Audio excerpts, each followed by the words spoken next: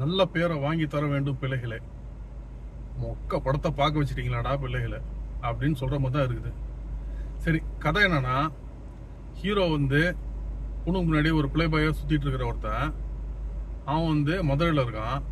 ஃபேஸ்புக்கில் ஒரு பொண்ணோட கான்டாக்ட் இருக்கு. அவன் நம்பர் கிடைக்குது. அவன் வந்து மாயவரத்தில் இருக்கா. அவளுக்கு அடுத்த நாள் பர்த்டே. இவன் வந்து உன்னை நேரில் வந்து பார்க்குறேன்னு சொல்லிட்டு இங்கேருந்து ஃப்ரெண்டை கூட்டிகிட்டு பைக்கில் அங்கே மாயவரம் போகிறான். இவனோட இன்டென்ஷனு அவ கூட தப்பாக நடந்துக்கணும்னு சொல்லிட்டு, அவளோட இன்டென்ஷன் என்னன்னு பார்த்தீங்கன்னா, ஒரு ஜஸ்ட் ஒரு ஃப்ரெண்டு மாதிரி கொஞ்சம் வெளியில் ஊர் சுற்றலாம் அப்படிங்கிற ஒரு இன்டென்ஷனில் அவள் இருக்கா. இவனோட இன்டென்ஷன் அவளுக்கு தெரிஞ்சதுக்கப்புறம் என்ன நடந்தது, இதுதான் படத்தோட பேஸ். சரி, படம் எப்படி இருக்கு? இந்த படத்தில் வந்து ஒரு ஓப்பனிங் சீன் சொல்கிறேன்னே, அது பார்த்தாலே உங்களுக்கு படத்தை பற்றி தெரிஞ்சிடும். ஓப்பனிங் எடுத்தோன்னே ஒரு தியேட்டரை காமிக்கிறாங்க. தியேட்டர் ஸ்க்ரீனில் வந்து நம்ம இந்த படத்தோட டைட்டில்ஸ் தான் ஓடிட்டுருக்கு. ஸோ படத்தோட ஓப்பனிங் டைட்டில்ஸ் அப்படியே ஸ்க்ரீனில் ஒரு 3 நிமிஷத்துக்கு மேலே ஓடுதுன்னு வச்சுங்களேன். ஒத்தையாக 1-2 பேர் வந்து தியேட்டரில் உட்காடுறாங்க. அதுக்கப்புறம் இவங்க கட் பண்ணி பார்த்தா படத்தில் வந்து தியேட்டருக்கு மொத்தம் ஒரு 10 பேருக்குள்ளே தான் வந்திருக்காங்க. அதில் ஒரு 2 கப்புள்ஸு, அப்புறம் 2-3 பேர் தனியாக உட்காந்துட்டு படம் ஓடிட்டு இருக்கும்போது கப்புள்ஸ் உட்காந்து அவங்களுக்குள்ள சிலுமிஷம் பண்ணிட்டு இருக்காங்க. ஒருத்தவங்க உட்காந்துட்டு செல்ஃபோனை நோண்டிட்டு இருக்கான். ஸோ இந்த படத்தோட டைட்டில் மாதிரிலாம் போட்டுட்டு உள்ளே இதை காமிக்கிறாங்க. பேக்ரவுண்டில் பார்த்தீங்கன்னா ஒரு ஹிந்தி படத்தோட சவுண்ட் ஓடிட்டு இருக்கு. ஏன்னா இப்படி ஏதோ தமிழ் படத்தோட சவுண்ட் ஓடினா கூட பரவாயில்ல, ஒரு ஹிந்தி படத்தோட சவுண்ட் ஓடிட்டு இருக்கு. ஸோ இதை வந்து சிம்பாலிக்காகவே டைரக்டர் வந்து இந்த படத்தோட லட்சணத்தை சொல்கிற மாதிரி தோணுது. ஸோ ஓப்பனிங் இந்த மாதிரி இருக்கு. இதுக்கு முன்னாடி வந்து படத்தில் வந்து லோகோ வரும், ப்ரொடக்ஷன் கம்பெனி லோகோ. அந்த லோகோ கூட இவங்க வந்து மியூசிக் போடல. படம் வந்து டெக்னிக்கலாக ரொம்ப வீக்கு. ஒரு ஷார்ட் ஃபிலிமோட குவாலிட்டி கூட அந்த படத்தில் இல்லை.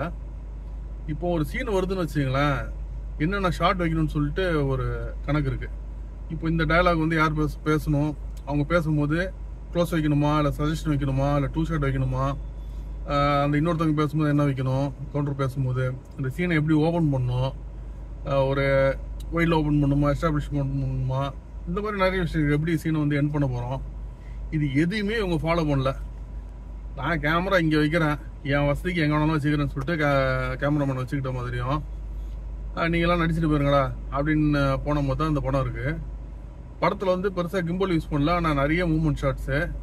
ஜஸ்ட்டு ஹேண்டலில் வந்து கேமராமேன் தூக்கிட்டு சுற்றிருக்காரு. இதனால படத்தில் ஓவர் ஜெர்க்கு இருக்கும்போது நம்மளுக்கு வந்து அதை பார்க்கும்போது தலைவலி வருது. ஏன்னா நம்மளுக்கு ஒரு படம்னா ஒரு ப்ளீஸிங்காக அப்படியே ஒரு இதாக போகணும். அது நீங்கள் ஹேண்டில் எடுக்கும்போது இப்படி ஒரு ஜெர்க்கெல்லாம் இருக்கும். ஸோ படம் பார்க்குறதுக்கே ரொம்ப இதாக இருக்குது. அதே மாதிரி சவுண்ட் எஃபெக்ட்ஸ் எல்லாம் பார்த்தீங்கன்னா பேக்ரவுண்டில் வந்து சம்மந்தம் இல்லாமல் வருது.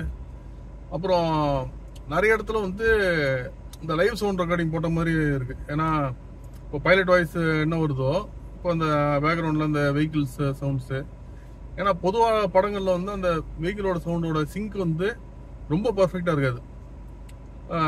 ஆனால் நம்மளுக்கு என்ன இஷ்யூனா, ஒரு படம் பார்க்கும்போது நம்மளுக்கு என்னென்ன சவுண்டு ஆடியன்ஸுக்கு கேட்கணுமோ அது மாத்திரம் தான் கேட்கணும். இப்போ நம்மளுக்கு ஒரு ஃப்ரண்ட்டில் ஒரு ஆட்டோ போகுதுன்னு வச்சுங்களேன், அந்த ஆட்டோட சவுண்டு வரணும். இப்போ நம்ம இங்கே கேமரா வச்சுருக்கோம், பின்னாடி ஏதாவது ஒரு வண்டி போச்சுன்னா அந்த சவுண்டு ஆடியன்ஸுக்கு விஷுவலாக தெரியல, அந்த சவுண்டு வரக்கூடாது. ஸோ இவங்க வந்து அந்த ஒரு லைவ் இதில் போடும் போது ரொம்ப டிஸ்டர்பிங்காக இருக்குது. அதே மாதிரி நிறைய சீன்ஸ் பார்த்தீங்கன்னா இவங்க பாட்டு நடந்து போயிட்டுருக்காங்க, எந்த ஒரு க்ளோஸாக எதுவுமே இல்லை. இவங்க தள்ளி இருந்து கேமரா போயிட்டுருக்கு. ஸோ ஏதோ ஒன்று ஆடியோ த்ரோ பண்ணுன்னு சொல்லிட்டு அவங்க ஏதோ பேசுகிறது டைலாக்ஸ் எல்லாம் அப்படி த்ரோ பண்ணியிருக்காங்க. படத்தில் வந்து ஷார்ட்ஸே இல்லை. ஒரு படத்தில் வந்து நிறைய ஷார்ட்ஸ் தேவை ஒரு கன்வே பண்ணுறதுக்கு. இவங்க பாட்டுக்கு ஒரு லென்த்தாக ஒருத்த ஷார்ட்டாக போதே தவிர ஷார்ட் பிரேக் டவுனுங்கிறது எதுவுமே பெருசாக அந்த படத்தில் இல்லை. சில பேர் ஆக்டிங் வைஸ் வந்து நிறைய பேரோட ஆக்டிங் ரொம்ப அமைச்சராக இருந்துச்சு. ஹீரோ வந்து ஓரளவுக்கு நல்லா பர்ஃபார்ம் பண்ணியிருந்தார். அவர் வந்து ஒரு பிளே பாய், அதாவது லோக்கல் பிளே பாய், மதுரை லோக்கலில் இருக்கிற ஒரு பிளே பாய். ஸோ அவனை அந்த ஹீரோ பண்ணுறதை பார்த்தாலே நம்மளுக்கு கடுப்பு ஏற்றுற மாதிரி ஒரு கேரக்டர் தான் பண்ணியிருக்காரு. அந்த கேரக்டரை கரெக்டாக பண்ணியிருக்காரு. நம்மளுக்கும் அந்த ஃபீல் கரெக்டாக வருது. முன்னாடி இப்படி இந்த பையன் இருக்கானுங்கிற மாதிரி அந்த ஃபீல் கரெக்டாக வருது.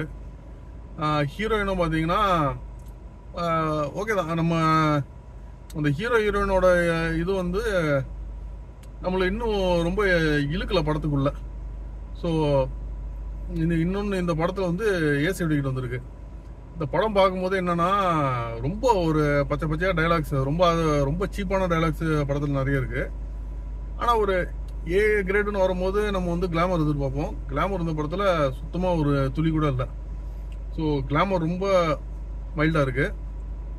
ஸோ இந்த வெறும் அந்த ஒரு சில இந்த டைலாக்ஸாக ஏசி வெடிக்கிட்டு வந்த மாதிரி இருக்கு இந்த படம். இதுக்கு அடுத்தது பார்த்தீங்கன்னா மியூசிக்கும் ஒரு ரொம்ப பெரிய அளவுக்கு இம்ப்ரெசிவாக இல்லை. சாங்ஸ் போட்டிருக்காங்க ஓரளவுக்கு ஓகே. ஸோ மெயினாக இந்த கதையும் சரி, ஸ்க்ரீன் பிளேயும் சரி, இதில் நிறைய விஷயம், நிறைய லேக் இருக்குது, நிறைய கோட்டை விட்டாங்க. மொத்தத்தில் வந்து ரொம்ப ஒரு அமெச்சூரான ஒரு படம் மாதிரி இருக்குது.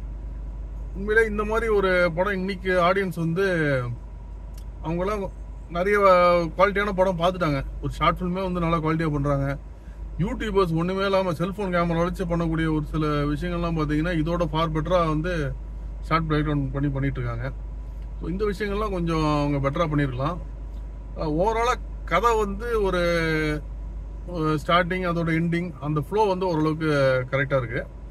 அது எடுத்த விதம், எஸ்பெஷலி த்ரோ பண்ண டைலாக்ஸு, இன்னொன்று ஒரு 2 கேரக்டர் ஏதாவது பேக்ரவுண்ட் கேரக்டர்ஸ் நின்று பேசுகிறாங்கன்னா அவங்க சவுண்டை வந்து ரொம்ப லெவல் ஹையாக வச்சுருக்காங்க. ஏன்னா அதெல்லாம் வந்து இந்த கதைக்கு தேவையில்லாத டைலாக்ஸ், அவங்க ஏதோ ஓரமாக பேசிகிட்டு இருக்காங்க. ஸோ அந்த விஷயம்லாம் இங்கே படத்துக்குள்ளே வந்து ஆடியன்ஸ் கிட்ட வருது. ஸோ இதெல்லாமே வந்து ரொம்ப அமைச்சர்னு சொல்லி காமிக்குது. அதே மாதிரி ஒரு சில ஷார்ட்ஸ் பார்த்தீங்கன்னா சீன் முடிஞ்சதுக்கப்புறம் அப்படியே கேமரா ட்ராவல் ஆகும். உதாரணத்துக்கு ஹோட்டலில் வந்து இவங்கெல்லாம் வந்து சாப்பிடுவாங்க. சாப்பிட்டு கிளம்புனதுக்கப்புறம் அப்படியே அந்த சர்வர் பின்னாடி அப்படியே கேமரா போகும். அவர் ஒரு 2 இது மிச்சம் வச்சிருக்க ஃப்ரைட் ரைஸ் எடுப்பார். அவர் பின்னாடியே அப்படியே கேமரா போகும். பாத்ரூம் பக்கம் போவார். ஏன்டா பாத்ரூம் போகிறாருன்னு பார்த்தா அது பக்கத்தில் இன்னொரு கதவு இருக்கும், ஸ்டாஃப் என்ட்ரி அப்படின்னு சொல்லிட்டு. நேராக கிச்சனுக்குள்ளே போகிறாரு. அங்கே வந்து ஒருத்தர் அப்படியே கேமரா பார்த்து நிற்கிறாரு, ஒரு என்ன மாஸ்டரு. உள்ளே போனோன்னா கட் பண்ணுறாங்க. இந்த சீனுக்கும் படத்துக்கும் எந்த சம்மந்தம் இல்லை. இப்போ என்ன சொல்ல வராங்க, இப்போ எடுத்துகிட்டு போகிற சாப்பாடு தான் திரும்ப அடுத்த இது யாராவது கேட்டாங்கன்னா அதுதான் டேபிளுக்கு வரோன்னு சொல்ல வராங்களா? இப்போ அதுக்கும் கதைக்கும் என்ன சம்மந்தம்? இதுக்கப்புறம் அந்த கதையில் அதை பற்றி எதுவுமே வரல. ஸோ இந்த மாதிரி தேவையில்லாத ஷார்ட்ஸ் இந்த படத்தில் நிறையவே இருக்குது. அதே மாதிரி தேவையில்லாத டைலாக்ஸும் வந்து நிறைய இருக்குது. இன்னொன்று, மெயினான டைலாக்ஸ் எல்லாம் பேசும்போது ஷார்ட் பிரேக் டவுனே இல்லாமல் ஒரு சிங்கிள் ஷார்ட்லேயே அப்படியே போயிட்டுருக்கு. ஸோ இந்த படம் கண்டிப்பாக வந்து தவிர்க்க வேண்டிய படம் தான். உண்மையிலே வந்து ரொம்ப ஒரு ஏமாற்றம் அந்த படம். தேங்க்யூ.